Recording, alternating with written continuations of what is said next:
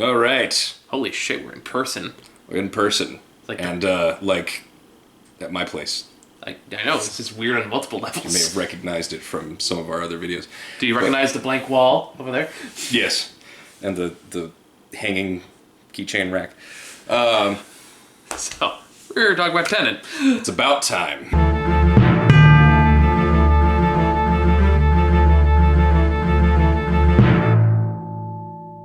Yes, thankfully it was like just us and like two other people by themselves in this theater. So. You ruined my bumper. Oh, I didn't know you had a bumper. That was the bumper. Oh, okay. Well, I can edit it in post. No, but you get it right. Say it again. It's about time. Oh, fuck off. I'm surprised you missed that. That's where my head Come on, went, it was man. perfect. It was perfect. I know. We're late watching the movie. Okay, Ratchet and Clank. All right.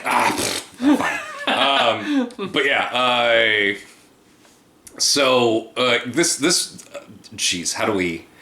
Clearly we're gonna hold off on spoilers until later because holy shit. See, the thing is, like, what's kind of interesting about this movie, and this is where, like, you and I pretty much agree on a lot of the semantics of this film, because you and I talked about it a bit beforehand, you kind of gave me a heads up what to expect. Yes. I think our overall opinions of this film are different. Maybe. Not because we don't agree on the same pieces, but because the importance of those pieces is different for both of us. Sure. I'm just gonna come straight out the gate. This movie is not well written from, like, a character standpoint. Not at all.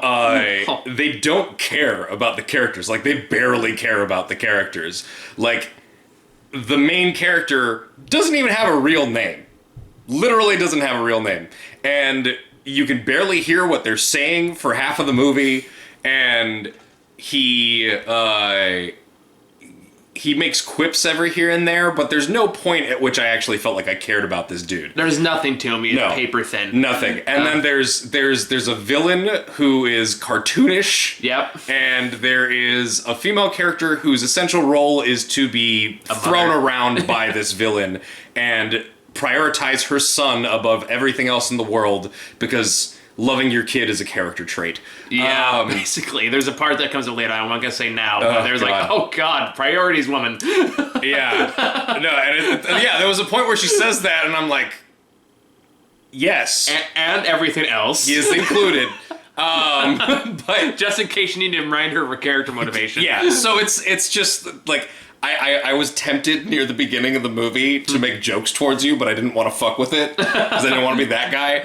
But I very much, near the beginning of the movie, when she first shows up, want to be like, Michael, keep in mind, she has a son.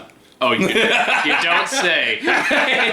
Never would have guessed. And that's basically how that goes. And then Robert Pattinson is probably the best character in the movie because he feels like he actually has a personality. Yeah, but I'm not sure it's because of the writing. I think it's not. It's Robert Pattinson. But there's like there's barely anything to these characters. They are basically there to fulfill the role of getting you from scene to scene and explaining how things work and then doing the things. You know what's funny watching this movie after watching Dunkirk is, and you can go back and watch a review on this. Don't spoil Dunkirk for me. I'm not going to spoil it. I have no spoilers. Yeah. I'm just talking strictly writing style here. All right, yeah. The thing about Dunkirk is, compared to most Nolan movies, there's like no there's like almost no dialogue in it for a good chunk of the movie. Yeah. And I said in my review for it at the Times, like, this felt like a very almost like passive aggressive dig at critics, where it's like, oh, you say over explain things, dude. How you like this, motherfuckers? It's war. Deal with it. It's war. No one's gonna talk for the first 20 minutes. You see how you like that, huh? And my theory for this movie is he took all that repressed, pent-up energy for not overwriting his script and just dumped it into Tenet. I feel like he basically was like, I just want to do a cool fucking movie with some cool action sequences. I want to challenge myself as a filmmaker from a technical standpoint. True, but even by Nolan I don't care about this plot. Like, even by Nolan standards, this is like way overwritten. This is the worst. This is the worst written Christopher Nolan movie, or as far as the characters go.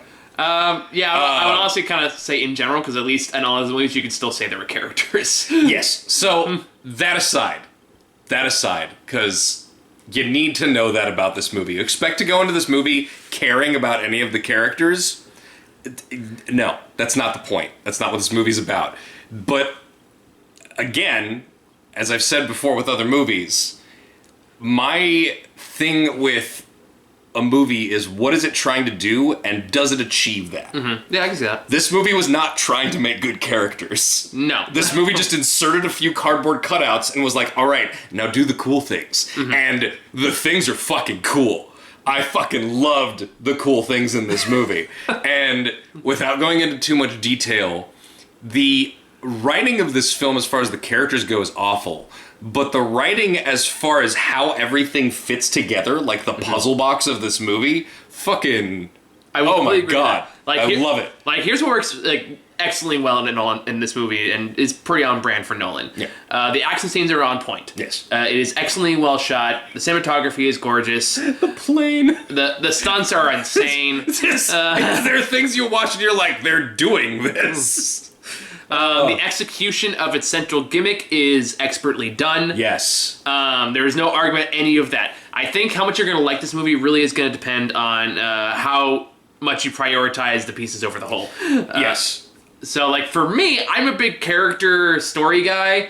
So I warned you. I know you did. That doesn't change. Like, I wasn't surprised by it. Yeah. But I wasn't also really captivated by it. So, like, sure. I can watch and recognize, like, okay, the actions. I can recognize all these good pieces that are done with it because I don't really have a reason to care. It's hard for me to connect with it, and that goes down to personal taste. So it's not a critique against the quality of the film necessarily. It's more just what I personally got out of it. Okay. See, this is really interesting because this goes back to when I still remember back when I watched Sucker Punch in theaters with a friend of mine. Mm-hmm. And I came out of it really disappointed because I expected, like, a plot. I wanted to see how all these things tied together. And it was like, oh, it's all in their heads and we're going to be obvious about it. All these things are inconsequential eye candy. And I'm like, okay, I guess. I don't see how this connects to the real world events, really. It just didn't really make sense to me as a movie. And the friend I left the movie with, who is in the film industry now, and is a big fan of story and stuff, he's good. I didn't expect him to like it. Mm-hmm. Like, he said, I loved it. And I was shocked. I was like, how? Mm-hmm. And he said, because that's what I was expecting. I was expecting a movie with no characters. I was expecting just, like, crazy action sequences and special effects. And that's what I got. Mm-hmm. And that, I feel like I'm in his shoes for this movie. I can see that. What I wanted out of this movie was an exhilarating experience. Because we had to go to the theater. And yeah, AMC is doing, a pretty good job of keeping things, separated and social distancing and all that. I went to see it in the 70-foot tall IMAX screen in San Francisco yesterday, and then saw it again with Michael today. And there was like a guard coming out every like 10-15 minutes to make sure that people still had their masks on, because of course the movie starts and the first thing a few people do is go like, I came in the darkness, I can relax. And then the guard comes around and talks to him and is like, hey, put your shit back on. I was like, okay. So I really appreciated the fact that they're being careful about it and they're taking the precautions they need to. But like, there's this.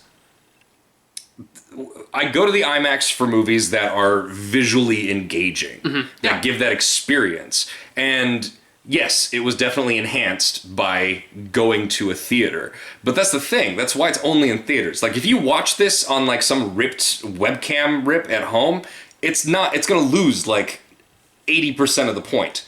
Because the whole point of the movie is the spectacle. Like, you should go, if you are going to see this, be safe about it. Like, reserve your seats online so you make sure that you've got a nice spot, and go enjoy it in the best theater that you can get a seat in, like a Dolby or, the Prime or IMAX or whatever the hell. But this movie, when I went to see it, I was, for the first half hour, I was like, what the fuck is happening? Like, I had no idea what was happening. I'm like, I can't hear half of what they're saying. There's like 5 different accents in the movie, and so you don't know what you're supposed to be listening for until they've spoken half their lines and then they're gone. Like, and you feel like, oh, okay, I don't know what this means, I don't know what this means. But that's as I got through the movie, I realized how intentional that was. Because of the nature of the movie, there are mysteries that go through it that are not answered until you are later in the movie, and it's designed to reward repeat viewings. And as someone who's been a fan of Christopher Nolan since Memento, it's really good to see the DNA of the different movies he's done in this. Like, this has some of Memento in it. This has some of, Dunkirk in it. Yeah. I haven't seen it, but definitely affected that last sequence. Oh yeah, big time. And then it has some Inception in it, definitely. Like, lots of exposition explaining the gimmick, and that gimmick driving some really interesting action sequences. Like, but it also has a little bit of Dark Knight Rises. It's worse than Dark Knight Rises in those respects.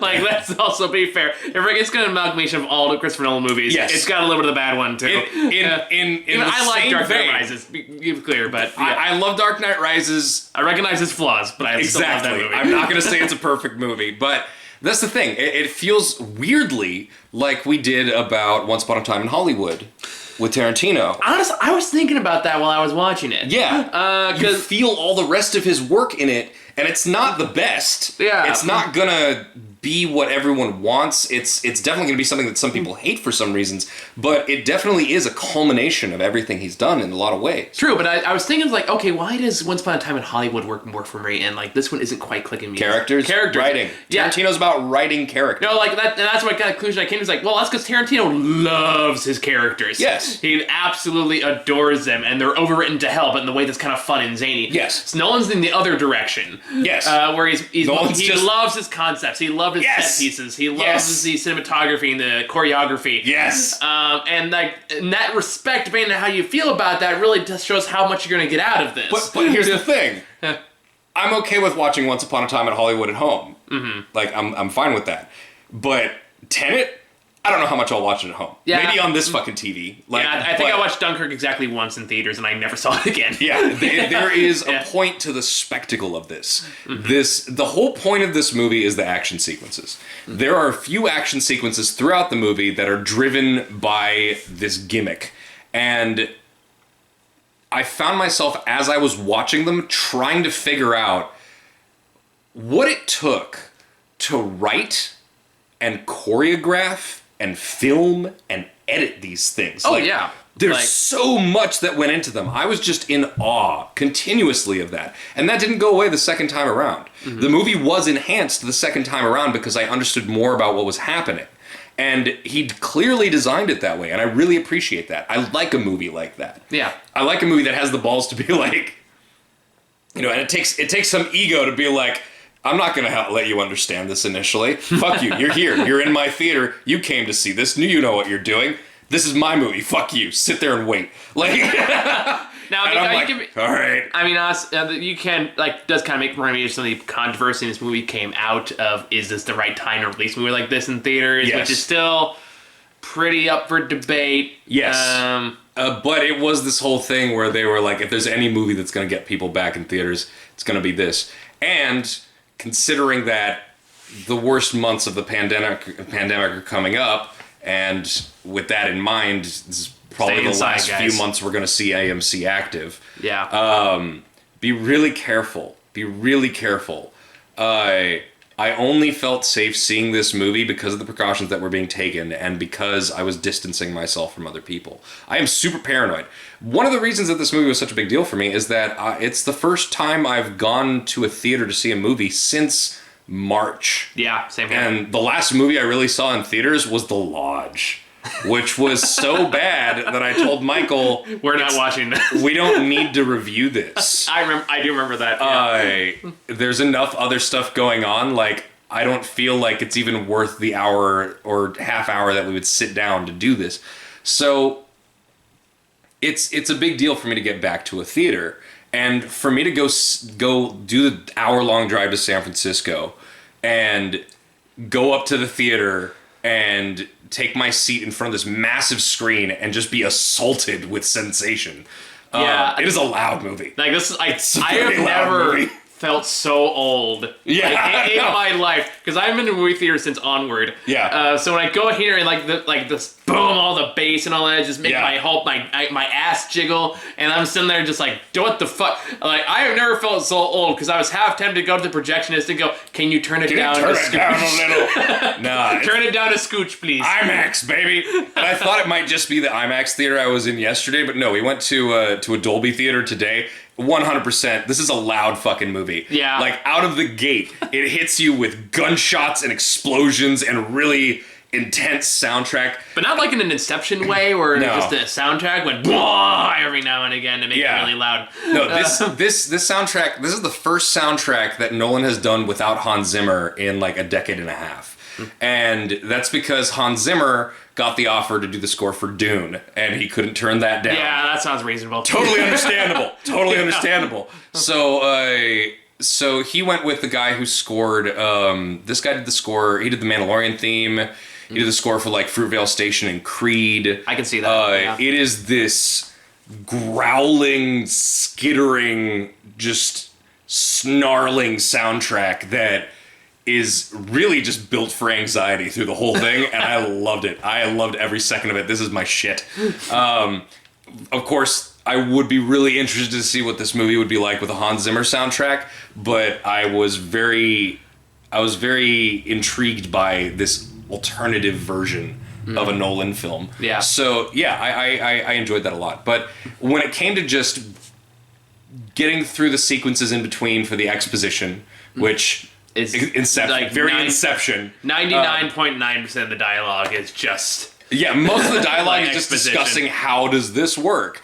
And then the villain going, I will take your head down. but the weird thing about it is that as I was watching it in this time, I realized that a lot of that exposition was very necessary, because otherwise people would be like, well, what about this? It What is about necessary, this? but that kind of goes the same problem that Inception had. No, exactly. But I can totally accept Inception. I mean, I like Inception too, but I can like, accept that flaw. I understand that some people don't want that in their movie, but for these set pieces to work, that needs to be in there. And this whole movie is about those set pieces. It's about setting them up and making them work. And they work. They work really, really well. It was really exciting. It was really intense all the way through those sequences, and I really enjoyed it. That's the only reason to go see this movie. That's all you should expect out of this movie. And if that's all you expect and want out of this movie, fuck the other stuff. Just go there to see what Christopher Nolan does when he purchases a 747. Like, just go see it. And that's what you'll get out of it. And I fucking loved it. See, I'm now just thinking that I think it was College Humor did a joke about Inception when it came out, whereas like Granson going to the van, and everyone's like, "Wait, what does that mean?" And they started like while they're shooting and things like, "Well, what does that mean?" And it's like, "Well, why can't you just do this? It's not that simple. Why not?" And then everyone always goes, "'Cause simple is bad." But see, that's also why I love that this movie exists because of that. Because it is a creative approach. It is. We don't- I feel like as I've gotten older, I just appreciate simplicity more. I've always loved indie movies, though. That's why I love indie movies. But They indie have doesn't to. necessarily mean complex. Huh? Like, when you say indie movies, what exactly do you mean by that in relation? Indie movies are generally low budget. They don't have big studio budgets going behind them. So they need to take a concept and they need to execute it well. So whether that's like some kind of, low budget sci-fi ordeal like Primer, or we're talking about something that's purely character driven like most indie movies. Like when you're talking about an indie movie, you're talking about something where the strength is the script and it's just executed cleanly and well. But when you're talking about, a AAA movie, when you're in a world of movies like, the Marvel movies, there's a simplicity to bad man, good bad punch. And there's a lot of Marvel, like the most complex Marvel movie was Endgame, because they did all that weird time fuckery. And that was really, yes, they did some time travel stuff, but it was still relatively simple. And they just move the pieces here and there and they interact. But in a time when, people think somehow that Rise of Skywalker is good, I really appreciate that someone's like, no, I want to try something that's stupidly complicated for no reason, just because I want to film some cool shit.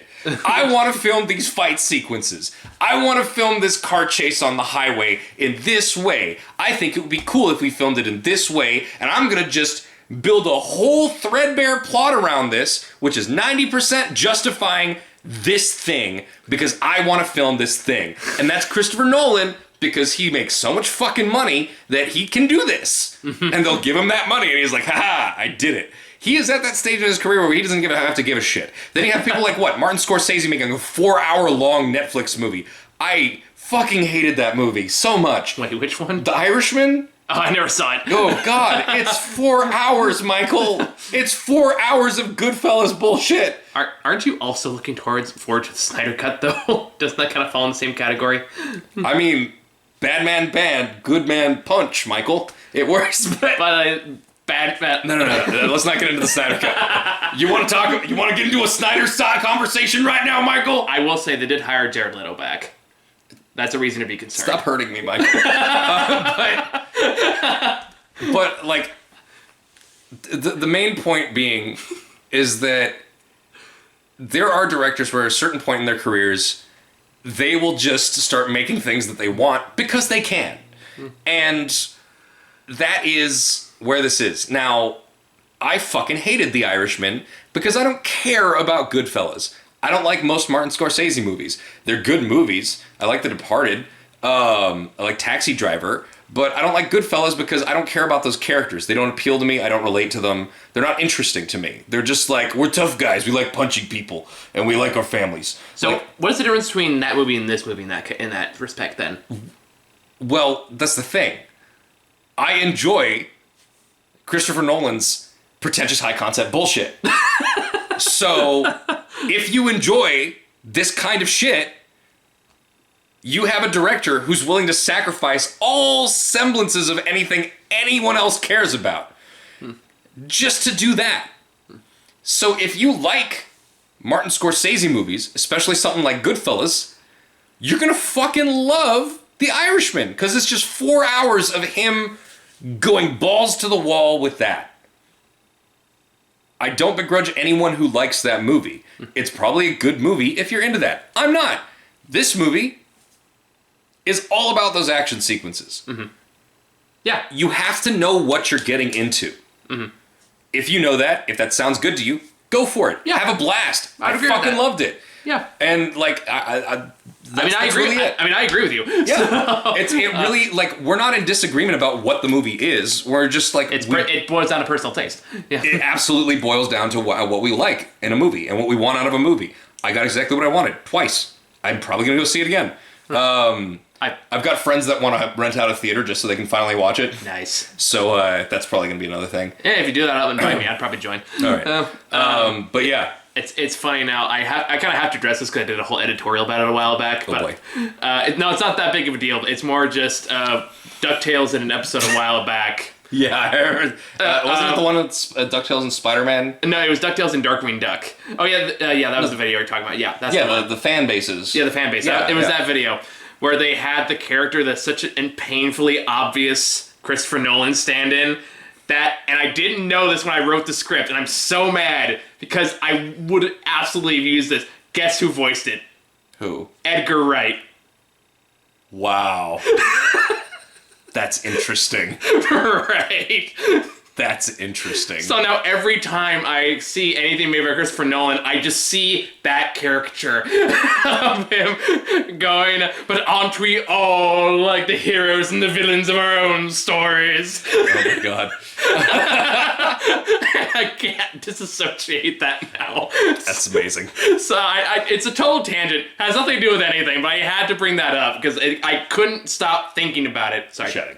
While I was watching it. But like, yeah, that's basically it. Yeah. I don't think there's much more to say about that. I fucking loved it. You had a harder time with it, but honestly, it's the better the second time around. I'll take your word for it. And I think if we do end up seeing it again together, you'll probably appreciate it a little more because you'll be like, I know what I already hate about this. Maybe I can ignore that this time. Even that hate is a strong word. Just more. All right. again, I don't hate any of the stuff that didn't work for me. It just didn't work for me. Yeah. So it's kind of like... But were you at least able to enjoy the Oh, yeah. Yeah. Yeah. Like I said, that stuff still... Like, I still acknowledge that it's perfectly good and entertaining. Yeah. It just didn't suck me in as much as I wanted it to. Yeah. On its own merit, I should say. I needed a little more. So. All right, well, it's all spectacle. So, let's move into spoilers. All right, Spoiler time? Spoiler sure, time. spoiler time. Okay, so there's a fight in this movie which is between two characters moving opposite directions in time. Yeah. And it's one of the most mind-blowing fucking things I've ever seen. It's like it's also the first part of the movie where you're really introduced to the time concept in a proper action sequence. Yeah. Like being the centerpiece of it. And the way that it works in that sequence is the inverted man, they call people or items going the opposite direction in time inverted. That dude is, you know, he does things like he jumps off of walls but in reverse. So he thinks he's got him on the ground and then he just goes whoop and it's like, what the fuck? And it's such an interesting thing. If you're interested in like how fight sequences work and how they do that whole play back and forth between two characters having a fight, that scene is really interesting, especially when later you get to watch it from the other perspective. Like you get to watch it go the other way through time. And it's, oh man, just seeing that executed. I had so many questions. I don't know how they did it. There are sequences where there are characters moving forward, but there are things around them moving backwards. Yeah, I was thinking about that, and it was kind of making me giggle to myself as I imagine them just filming that, just running backwards really fast. Yeah, but like it's interesting. Like, okay, so there are these rooms where they do the inversion, and you can see the ones on the other side, and the one is going backwards, and you're going forwards, and you have to go in at the same time as the other one backs into it, right? Mm-hmm. And then you come out of the other side, and you're the person who was going backwards, but you're going forwards, and then you're watching yourself do the thing you just did in reverse. So the way they film this is 100%. You're like, it's so seamless. Mm-hmm. You don't think like there's matting or video, like it just feels like you're watching the other side go in reverse. Like it's there was madness. only one time I can even sense like a whiff of CGI. Yeah. Which is when they blow up the build, like the top and bottom half of the building. Yeah, no, that wasn't CGI. Was it not? No, it was definitely a model though. There's something. I think it was a model because I noticed it when I watched it. Yeah. Part of the building wiggles a little bit. Yeah, I noticed the that front too. Panel. Yeah. But that must be so fucking expensive that they weren't willing to reshoot it. Although you already bought an airplane. Knowing Nolan, it wasn't even a model. It was just a really cheaply built building with like styrofoam siding or something. Because I've seen how they filmed The Dark Knight with the hospital scene. It's like, Jesus Christ. Well, I mean, the Dark Knight sequence on the bridge, yeah, with the cars and the Joker with the grenade launcher or the rocket launcher. Yeah. Fucking, he doesn't fuck the semi in the Dark Knight. Flip, they flipped the semi. That's real, 100%. Oh yeah, I watched this behind the scenes. He doesn't fuck around, and he's only gotten better. And there's a sequence near the end which is just mind-boggling. It's stuff like this that makes me forgive any kind of other weakness the movie has, because you literally have a sequence where there are soldiers. They're just platoons of soldiers, and there are soldiers going forwards in time into the event, and there are inverted soldiers going in reverse into the event.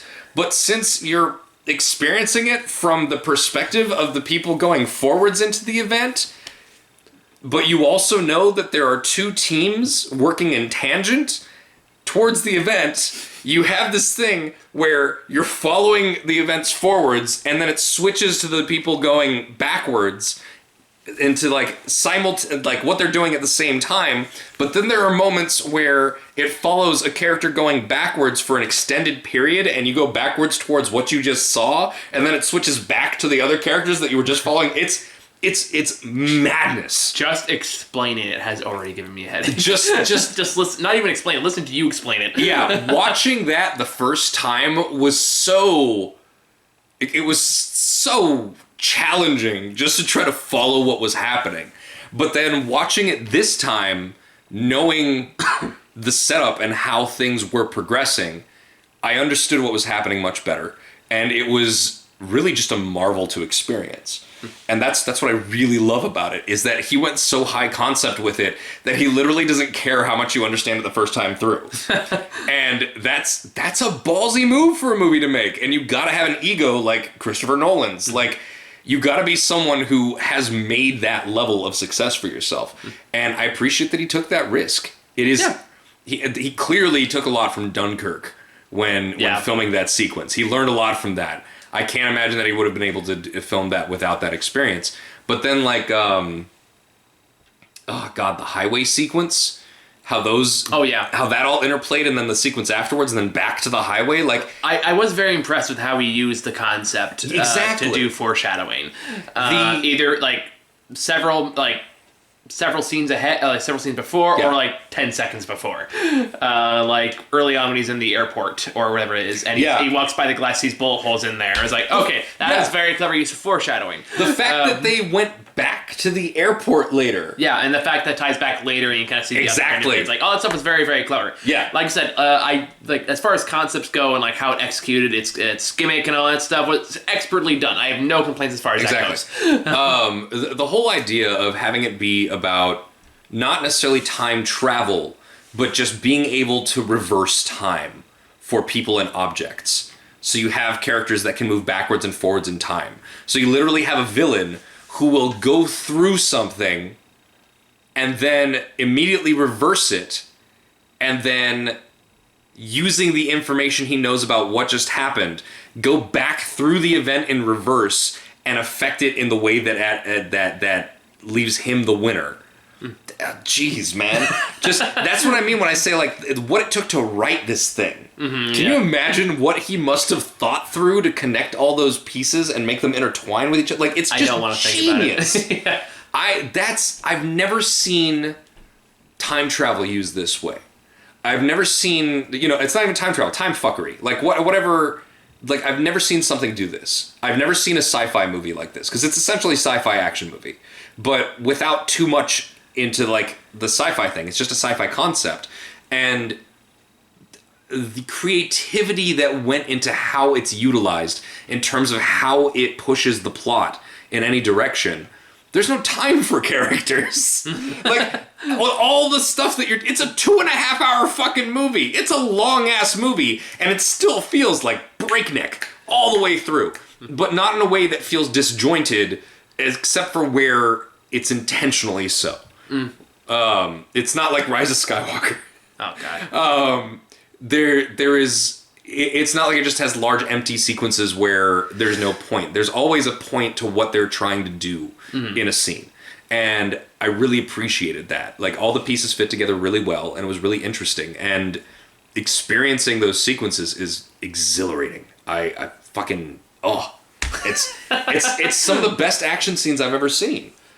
In terms of creativity, that would be a tougher call for me to make. They're interesting. They are very visually interesting. I'm not going to deny that. As far as like, I'm not sure if I'd say the best I've ever seen or among my personal favorites. I'm not saying that this is going to outdo John Wick in terms of like just being a wall-to-wall great, well choreographed action sequences. It's not as easy to follow as John Wick, I'll tell you that. But in terms of when you're naming like some of the best action sequences, I think this deserves a place just for the sheer creativity of it. It is very creative. I also did appreciate they shot it in a way that I can see what's happening compared to other Nolan films. Looking at you, Batman series. But how are you supposed to feel like you don't know where he's coming from then? Because I can't tell where anyone's coming from. He's the knight. was that there was a video I saw on YouTube recently, which was The Dark Knight, but you can see Batman running away. Oh, I think you sent that to me. So yeah. it takes all the shots where the characters look back and Batman's gone, and it replaces it with like some Batman character model from one of the like Arkham games or something, but he's running away like this. So it's just. I think it's pretty funny. I think someone dubbed the old '60s Batman, except when he chases people, he's going. Anyway, yeah, like oh man, You okay there, buddy? just still trying to wrap my mind around this movie. I'm just impressed at the craft of it. I'm never gonna argue against the quality or Yeah. the craftsmanship or the effort and the time and the dedication it took to make it this way. Yeah. All that is beyond dispute. Yeah, that's what I love about it. Yeah, that's all I love about And it. if that is enough for you, then hell, all the power to you. Sure. But if I had to pick like an action movie I'd watch first, I'd probably go with John Wick. Well, yeah. Yeah. But as far as if you're in for like an interesting concept, For sure. fueling your action This sequences. is absolutely worth it. Like, if you can do it safely and respectfully, or not respectfully, just, not be stupid about it, it is worth going out to see. Yeah. I'm still not going to advocate anyone go outside if they don't need to. Especially if you live in a big more, like, city-like area. Yeah. If you live in, like, a small town or something like that, you can probably risk it more. Don't go into like a packed theater. Keep your mask on the whole time. Just don't be stupid about it. Keep hand sanitizer with you. Don't let people who are being careless fuck with you. But yeah, I'm glad I went out for this. I needed that. I really needed that. Yeah, this is definitely worth going out to see. So I think I can't think of anything else. Do you got anything else? no, not really. All right, cool. Well, we still got a bunch of stream movies to catch up on, so I'm sure we'll have there'll be plenty to talk about next week or the rest of this week. I don't know what's going to happen anymore. Yeah. So we still got to watch The Witch. That's another one. The Witches. The Witches. Yes, The Witch is a very different movie. than The Very Witches. much so. Yes. But yeah, no, totally. So yeah, thanks for watching, guys. It's glad I actually do one of these in person for a change. Yeah, right. See you guys later. All right, take care, everyone.